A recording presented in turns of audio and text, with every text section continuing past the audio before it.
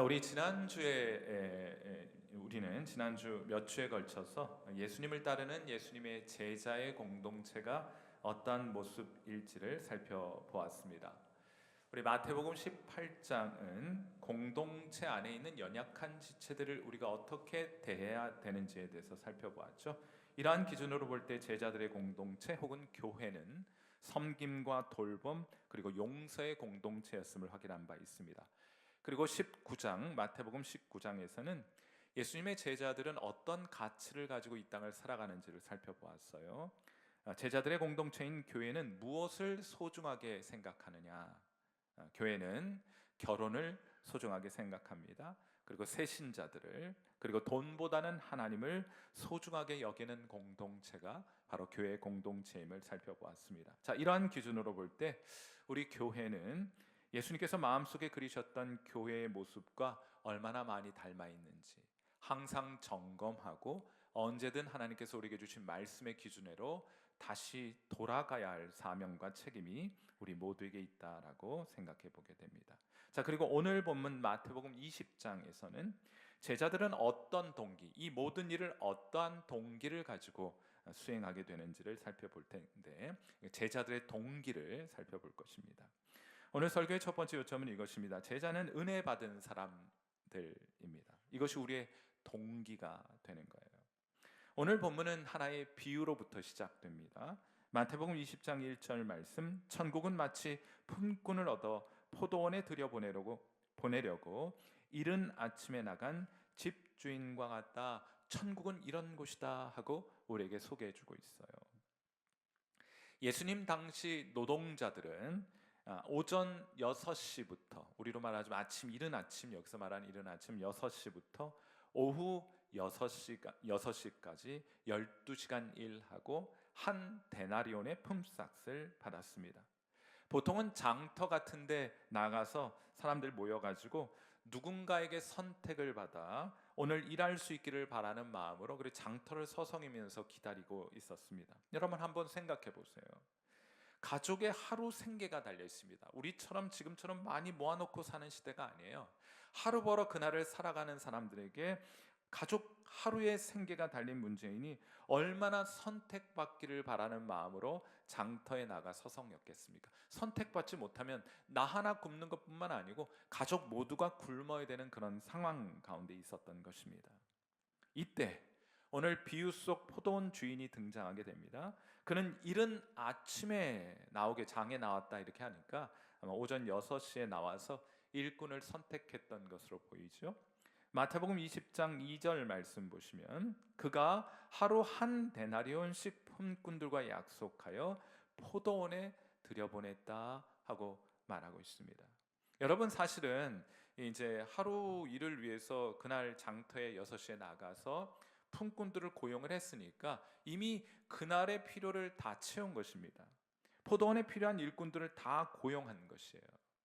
그런데 이 비유는 계속됩니다.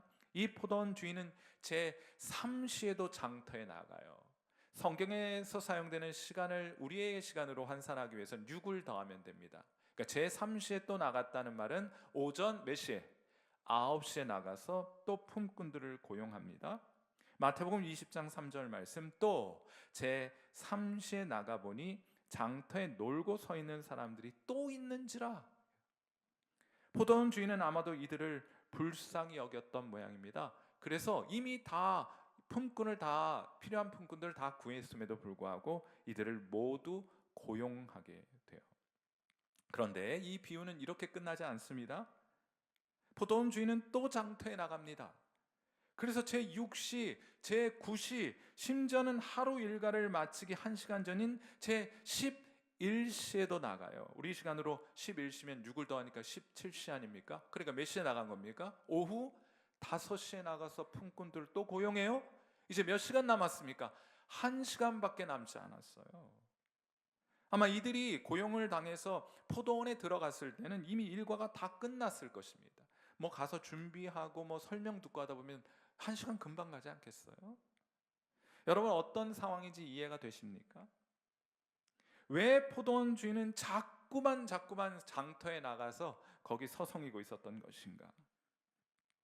이미 일할 일꾼들 다 구해 놓았는데 왜 자꾸 포도원 주인은 그들을 고용하고 또 고용한 것인가? 여러분, 다른 것으로는 설명할 수 없습니다. 이게 우리의 경제 개념, 돈 개념, 계산기 두드려서는 이 포도원 주인의 행동을 설명할 수가 없어요. 포도원 주인은 이들을 만나서 거래하고 있는 것이 아닙니다. 포도원 주인은 이들을 긍휼히 여겼고 그래서 이들에게 은혜를 베풀었던 것이지 시간 계산하고 돈 계산하면서 거래하고 있지 않았다는 거예요. 포도원 주인은 거래하지 않았습니다. 은혜를 베푼 것이에요. 저는 오늘 본문을 생각하자면 한 가지 에피소드가 떠오릅니다. 언젠가 저희 첫째, 지금 많이 컸는데 저희 첫째 녀석이 어렸을 때 하도 어디 나가는데 늦장을 부리길래 좀 빨리 좀 서둘러서 옷 좀 입어라.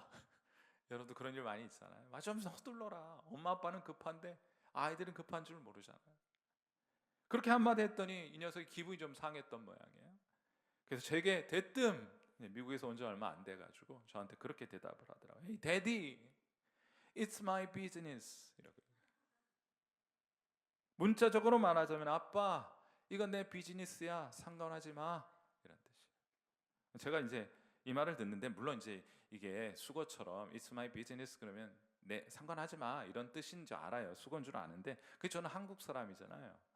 이 말을 듣는데 그것이 문자적으로 해석이 되었습니다. 기분이 언짢아졌어요. 아니 지가 지금 여태까지 나랑 살면서 비즈니스 했단 말인가? 생각이 그래서 제가 반문했습니다. 아들아, 아빠가 너 아플 때 이건 내 장사 아니야 라고 말하면서 널 그냥 버려두던 아플 때 네가 속상한 일 당하면 그거 아빠가 너 내 비즈니스 아니니까 모른 척하던. 그리고는 결론적으로 아들에게 말해 주었습니다. 아들아, 너의 비즈니스는 곧 아빠의 비즈니스인 거야 하고 말해 주었어요. 그랬더니 말을 알아듣는 눈치였습니다. 사랑하는 성도 여러분, 교회는 거래하고 장사하고 비즈니스하는 곳이 아니라 하나님께 은혜 받고 서로에게 은혜를 나누는 곳인 줄 믿습니다. 이곳은 거래하는 곳이 아니에요. 내가 이만큼 줬으니까 넌 나한테 이만큼 줘야 한다고 말하면서 거래하고 장사하고 비즈니스하는 곳이 아닙니다. 이곳은 은혜를 베푸는 곳입니다. 은혜를 받는 곳입니다. 은혜를 누리는 곳이 되어야 하는 거예요. 제가 미국에서 유학생활할 때 한인교회를 섬겼는데 그때 한 교인이 청년들을 불러 지칭하기를 연보도 않는 것들이라고 말했어요. 연보도 않는 것, 헌금도 안 하는 것들. 헌금도 하지 않으니 이 아이들을 위해 투자할 때 신중하게 계산기 두드려야 한다는 그런 논리였습니다. 제가 이 말 듣고 얼마나 뚜껑이 열렸는지, 화가 났는지. 여러분, 교회에 이런 논리가 어디 있단 말입니까? 교회는 헌금 많이 했다고 특별 대우해주고 그렇지 않다고 홀대하는 그런 곳 아닙니다. 교회는 그런 곳 되어서는 안 돼요. 교회는 그런 장사하는 곳이 아닙니다. 그런 비즈니스 하는 곳이 아니에요. 오히려 그 반대이어야 합니다. 교회는 연약할수록 더욱 귀히 여기는 사람들이 모인 곳이기 때문에요. 연약한 사람들을 더 귀히 여기는 사람들이 모여 있는 곳이 교회이기 때문입니다. 그래서 교회 사역자들, 교사들 포함한 인적, 물적 자원을 소위 돈 안 되는 주일학교에 집중하는 것이고 교회 건물도 주일학교 아이들을 위해서 1층 1층 가릴 것 없이 배려하고 가장 많이 쓰게 하는 거예요. 교회는 그런 곳입니다. 물론 그런 분들 계시지 않겠지만 우리 교회에서 연보 안 한다고 걱정하지 마세요. 연보하면서 생색낼 것 같으면 그 헌금하지 마십시오. 제게 그럴 자격이 있다. 사랑하는 성도 여러분, 우리 교회에서는 헌금 안 한다고 걱정하지 마십시오. 교회에 와서 마음껏 하나님의 은혜와 사랑을 누리십시오. 그것으로 충분한 것입니다. 우리 교회는 가장 우선적으로 그리고 가장 헌신적으로 우리 주일학교 어린이들, 청소년들과 청년들을 서포트하게 될 것입니다. 연보 안 해도 괜찮아요. 제가 우리 교회 비밀 하나 알려드릴게요. 어느 잠실에 무슨 서울 종합체육관이 거기 뚜껑 열리면 마징가 제트 나온다는 그런 얘기 있잖아요. 우리 교회에도 마징가지트 나올 만한 곳이 한 군데 있습니다. 비밀이에요. 이거 아마 아는 분들이 많지 않을 겁니다. 2016년에 우리 교회 주차장 방수 공사를 대대적으로 했습니다. 기억하고 계실지 모르겠는데, 그때 2016년 교회 주차장 방수 공사할 때 우리 교회에서는 남산 사우나 쪽 주차장 뒤편에, 그냥 남산 사우나 저쪽 편인가 저쪽 뒤편에 네모 반듯하게 특별한 기초 보강 공사를 해두었습니다. 설계를 따로 했어요. 왜인지 아십니까? 청소년들에게 농구대 설치해주기 위해서 특별한 기초 보강 공사를 해두었어요. 다 콘크리트 타설하고 그 다음에 아스팔트 덮은 다음에 그 위에 농구대 설치해 주려고 특별하게 보강 공사를 해두었습니다. 비록 콘크리트 타설 업체에서 바닥 경사면을 엉망으로 만들어가지고 공을 튕기면 절로 나가게 되어가지고 비록 농구대를 지금 설치하고 있지는 못하지만 저기 그게 감춰져 있어요. 이미 다음 세대를 향한 우리 성일교회 교인들의 마음을 그곳에 묻어둔 것입니다. 우리 이 마음 변치 않게 되기를 주님의 이름으로 축원합니다. 우리 교회 어린이들, 그리고 청소년들, 그리고 청년들을 위한 거룩한 투자의 상징처럼 여겨주시기를 바랍니다. 진짜인가? 진짜입니다. 가 파보세요. 여러분, 왜 우리가 이런 선택을 하게 됩니까? 우리가 왜 이런 거룩한 투자를 하게 되는 것입니까? 왜입니까? 우리가 하나님께 은혜를 받은 사람들이기 때문이에요. 은혜를 나누는 것이 교회의 비즈니스이기 때문입니다. 사랑하는 성도 여러분, 우리 교회는 거래하고 장사하는 교회가 아니라 하나님의 은혜 받고 받은 은혜 풍성히 나누는 그런 귀한 교회 될 수 있기를 주님의 이름으로 축원해 드립니다. 이것이 오늘 설교의 첫 번째 요점이에요. 제자들은 은혜가 동기가 되어 행하는 사람들입니다. 오늘 설교의 두 번째 요점은 이것인데, 그러므로 제자는 감사하는 사람들입니다. 자, 드디어 하루의 일과가 끝나고 주인은 고용한 품꾼들에게 일당을 주기 시작합니다. 제일 먼저 제11시에 고용된 품꾼들을 불러다가 일당을 주었어요. 그러니까 거의 일하지 않은 사람들을 불러서 품삯을 주었습니다. 마태복음 20장 9절 말씀이에요. 제11시에 온 자들이 와서 얼마를 받습니까? 한 데나리온을 받습니다. 오전 6시부터 오후 6시까지 일해야 받을 품삯을 일도 않고 받은 거예요. 횡재한 겁니다. 횡재한 거. 자, 그랬더니 다른 일꾼들, 그러니까 그들보다 일찍 와서 더 오래 일하는 사람들은 당연히 더 많이 받을 것을 기대하지 않았겠습니까? 그런데 이게 웬일입니까? 포도원 주인은 모든 일꾼들에게 약속한 대로 한 데나리온씩을 주었어요.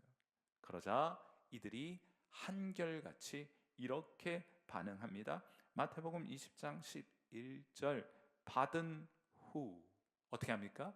집주인을 원망하여 이르되, 이걸 뭐라고 불러요? 배은망덕. 이들이 왜 원망했습니까? 그들에게 은혜를 베푼 포도원 주인의 그 은혜를 망각했기 때문이에요. 하나님 우리에게 주신 은혜를 망각하면 나타나는 현상, 불평, 원망, 비난입니다. 다른 건 볼 것도 없어요. 주인은 은혜를 베풀었는데 이들은 계산기 두드려가며 주인과 지금 거래를 하려고 하고 있는 것입니다. 포도원 주인은 다시 한번 처음으로 돌아가 생각해 보세요. 포도원 주인은 가족의 생계를 걱정해야 했던 이들을 고용하면서, 다시 말해서 이들에게 은혜를 베풀면서 무엇을 기대했겠습니까?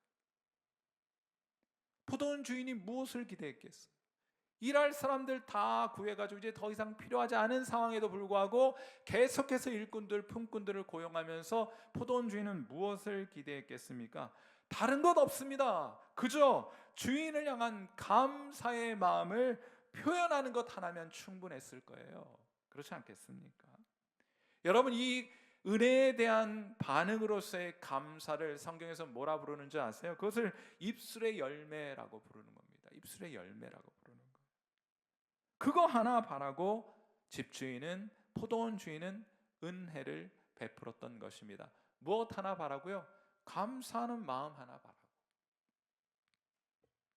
감사를 표현할 때 영어에서는 가장 일반적으로 thank you 이렇게 얘기하죠. thank you. 그런데 여기 감사를 뜻하는 thank라는 표현은 think라는 것과 표현과 어원을 같이 해요. 생긴 건 또 비슷하잖아요. 하나 모음만 하나 다르지 thank나 think나 비슷하잖아요. 생각한다는 뜻입니다. think는. 자, 그러니까 이 thank 감사한다는 것은 생각해야 감사할 수 있다는 뜻이 되는 거예요. 생각해야 돼요. 그냥 스쳐 지나면 감사하지 않습니다. 생각해야 돼요. 그래야 감사가 흘러나오게 된다는 뜻입니다. 다른 표현도 있어요. 어떤 일에 대해서 감사한다고 할 때 thank you만 있는 것은 아니고 appreciate이라는 표현도 있습니다. 그런데 이 appreciate이라는 단어는 라틴어 apprezzio라는 단어에서부터 유래한 거예요. 이 apprezzio라는 단어는 값을 정한다는 뜻을 갖습니다. 진가를 알아본다는 뜻에서 나온 것이 apprezzio라는 라틴어 동사입니다. 여러분이 하나님께로부터 어떤 은혜를 받게 되었을 때 그것의 가치에 대해서 생각해 보셔야 합니다. 하나님께서 왜 나에게 이런 은혜를 베풀어 주셨을까 생각해 보고 그 은혜의 크기를 판단하여 값을 정해 두어야 돼요. 하나님 내게 이런 은혜를 주셨습니다. 이게 이제 속된 말로 이게 얼마짜리다 값을 정해 두어야 돼요. 두고 감사하게 됩니다. 그것이 얼마짜리 은혜를 하나님 내게 주셨다.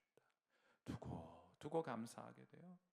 다른 사람들과 비교하면서 원망하거나 불평하지 않게 됩니다. 왜냐하면 감사는 나와 하나님 사이의 문제이기 때문이에요. 다른 사람과의 비교의 문제가 아니고 하나님과 나 사이의 문제이기 때문입니다.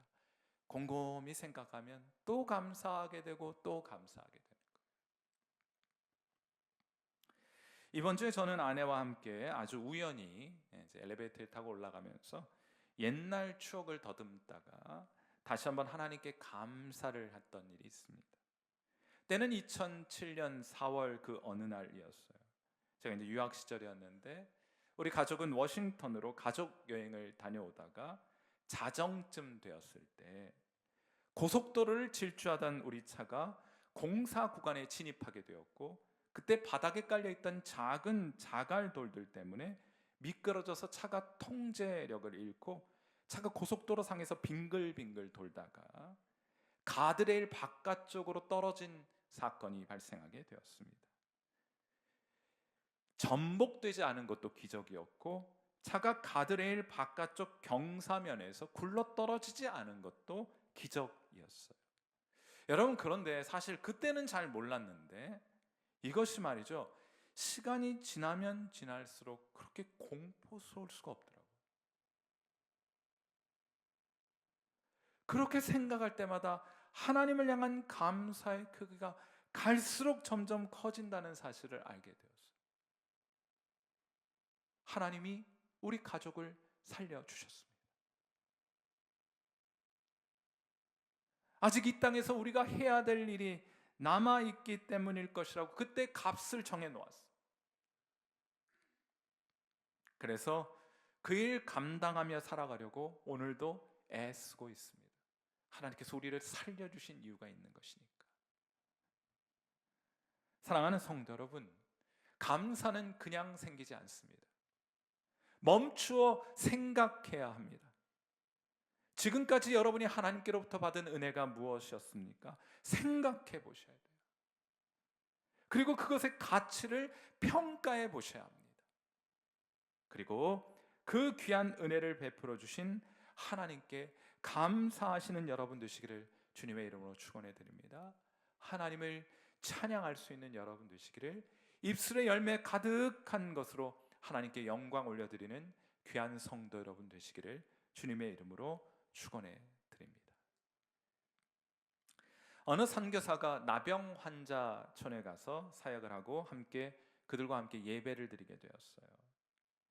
자, 그중에 이제 예배를 드리다가 함께 부르고 싶은 찬양이 있다면은 누구라도 한번 말씀해 주세요라고 말하니까 말이 끝나기가 무섭게 귀도 다 떨어져서 없고, 코도 없고 손가락도 다 떨어져 나간, 그래서 남아있지 않은 한 여인이 손을 번쩍 들면서 말하더래요. 선교사님, 찬송가 429장이요 하고 말을 하더래요. 여러분, 어떤 찬양인지 아십니까? 이런 거예요.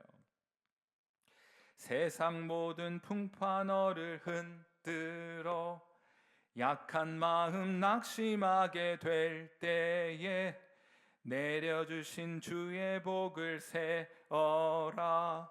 주의 크신 복을 내가 알리라. 받은 복을 세어 보아라. 크신 복을 내가 알리라. 받은 복을 세어 보아라.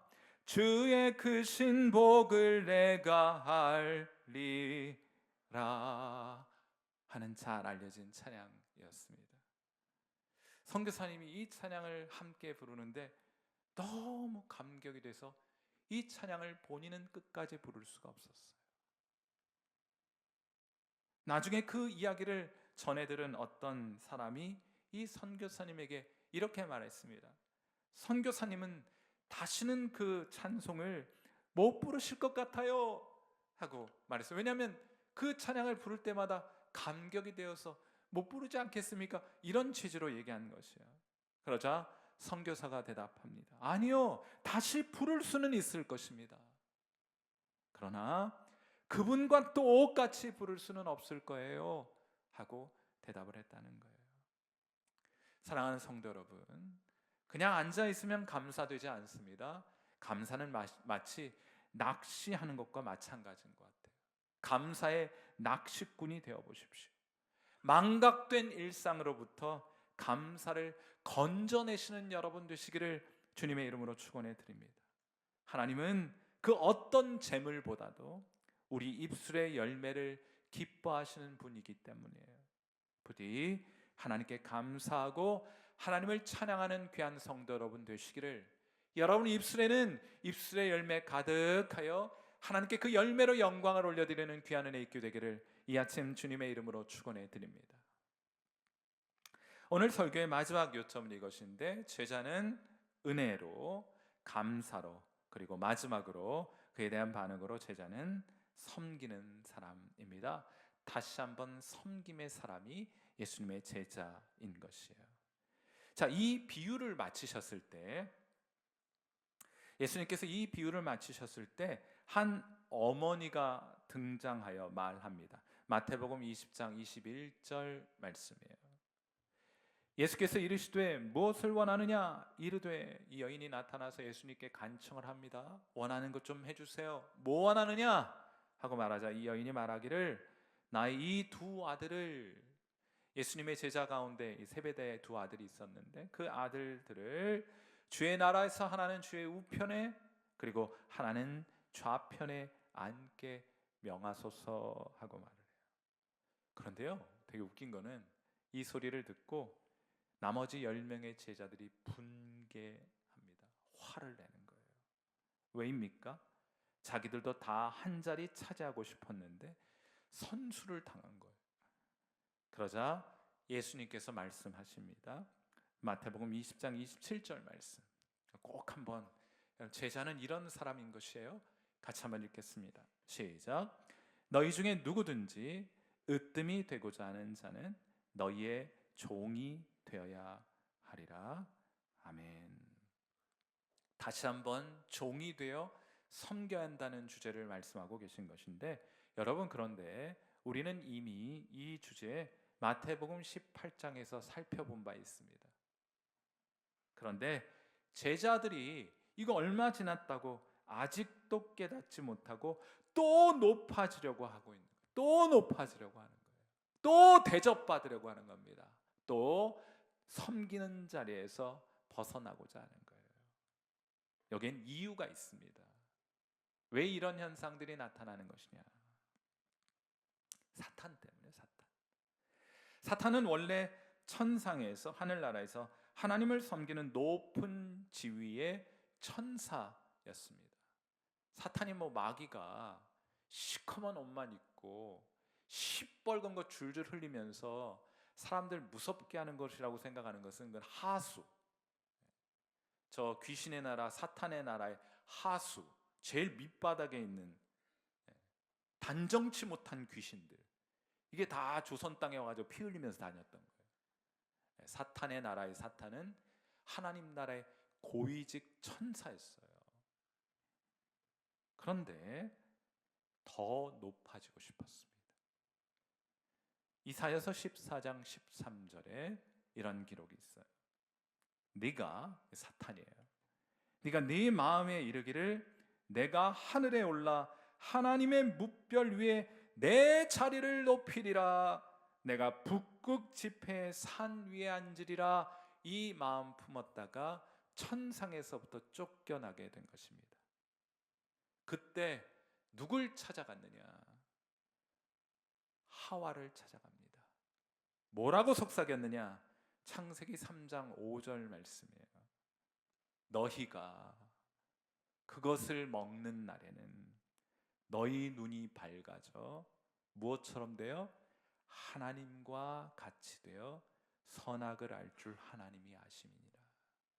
아담과 하와가 선악과를 따먹었던 이유는 맛있어 보였기 때문이 아니라 하나님처럼 되고 싶은 교만한 마음, 더 높아지고자 하는 마음 때문이었어요.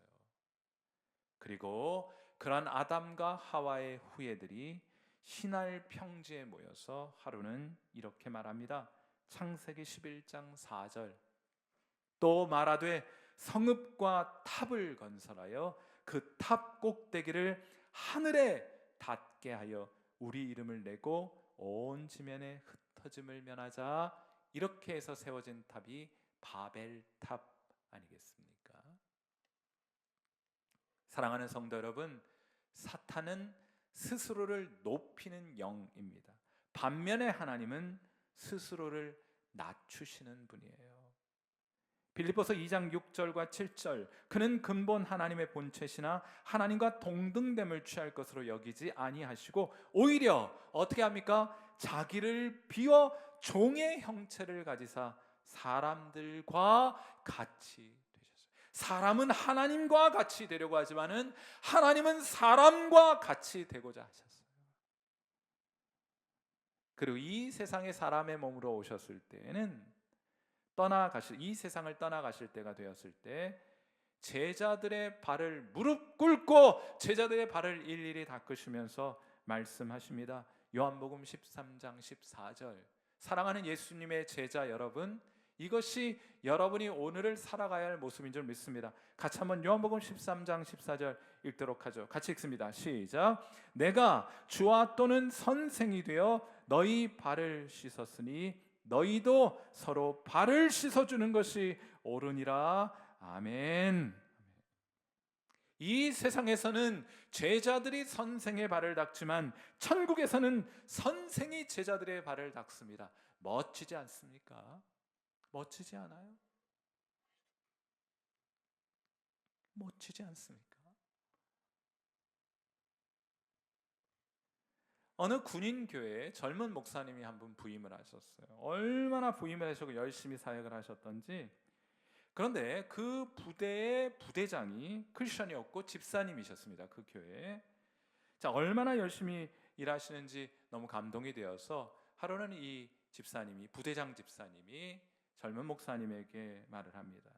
목사님, 제가 목사님을 좀 돕고 싶은데 제가 뭐 좀 필요한 것 없습니까? 말씀만 하세요. 다 동원해가지고 막 물적, 인적 자원 동원해가지고 돕겠다고 말을 하는 거예요. 그때 목사님이 말했습니다. 장군님, 별 달았어요. 장군님, 주일날 30분만 일찍 교회에 나와주세요. 그리고 부탁이 있는데 오실 때는 군복 입고 훈장 차고 모자 쓰고 별 달고 와주세요. 말했어요. 네? 그렇게 해서 제가 뭘 해야 합니까? 네, 장군님, 주보 좀 돌려주세요. 여러분 이거 완전 우리말로 속된 말로 전봇대로 이쑤시라고 한 겁니다. 장군 별 달고 훈장 차고 갖고 주보 사병들에게 나눠주란 말이에요. 그걸 뭐라고요? 전봇대로 이빨 쑤신다는 말입니다. 그런데 여러분 이 집사님이 순종했어요. 정말 그 다음 주부터 훈장 달고 별 달고 30분씩 일찍 와가지고 주보 돌렸습니다. 1등병이 와도 훈련병이 와도 어서 오십시오 하면서 경례 붙였습니다. 그 다음 주부터 부대에 난리가 났다고 합니다.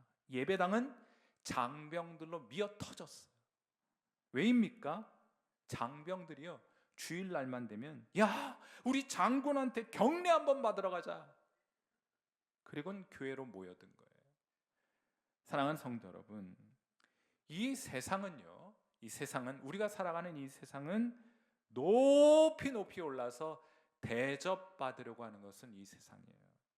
그러나 교회는 낮아져 다른 사람 대접하고 섬기는 곳인 줄 믿습니다.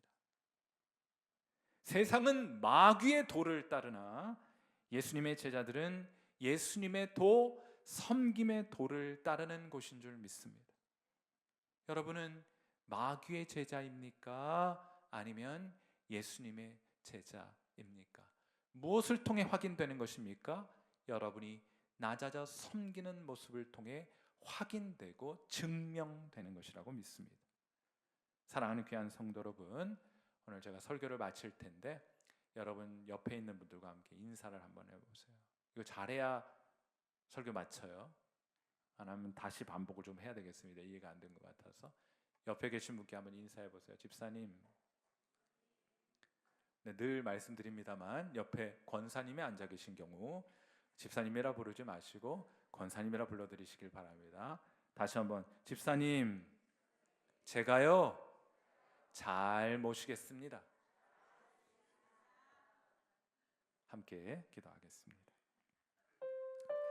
자, 우리 반주 들으시면서 함께 기도하도록 하죠. 하나님, 사랑하는 우리 성일교회 예수님의 참된 제자들은 풍성한 하나님의 은혜와 사랑을 받는 자, 누리는 자 되게 하옵소서. 그 은혜와 사랑에 감사하여 큰 기쁨과 찬양을 통해 입술의 열매를 가득히 주께 드리게 하옵소서.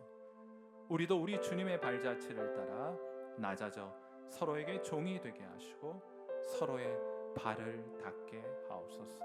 서로를 귀히 섬기게 하옵소서. 오늘 시간 우리의 마음의 결단을 담아 기도하시고 우리 교회가 그런 주님께서 마음속에 그리셨던 아름다운 교회 될 수 있도록 이 시간 함께 기도하는 시간 갖도록 합니다. 기도하겠습니다.